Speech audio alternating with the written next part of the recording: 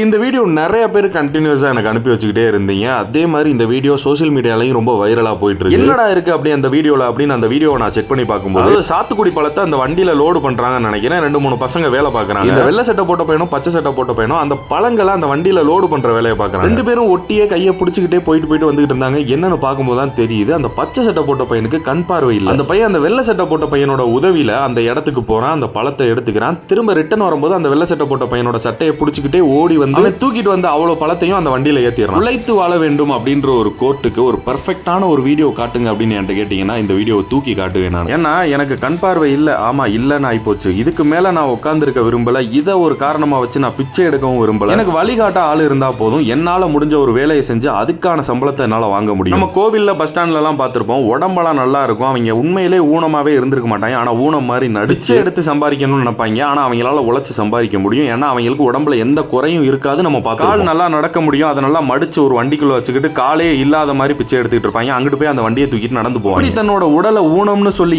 ஏமாத்தி பிச்சை எடுக்கிறவங்க மத்தியில உண்மையிலே கண் பார்வை இல்லாத ஒரு பையன் உழைச்சு வாழ்றதை பார்க்கும்போது உண்மையிலே வியப்பா. அப்புறம் அந்த பொழப்புக்காண்டி பெய்டு ப்ரொமோஷன்லாம் பண்ணி பல பேரோட குடியை கெடுக்கிறவங்க எல்லாம் இந்த பையனோட மூத்திரத்தை வாங்கி குடிங்கடா. சோத்திரை அடி வாங்கியாச்சு, சேத்திரை அடி வாங்கியாச்சு. அப்புறம் இந்த இடத்துல அந்த வெள்ளை சட்டை போட்ட பையனை பாராட்டியா அவனும் வேலை பார்த்துக்கிட்டு அந்த பையனுக்கும் வழிகாட்டிக்கிட்டு இருக்கான். பார்க்கறதுக்கே ரொம்ப அற்புதமா இருக்குல்ல.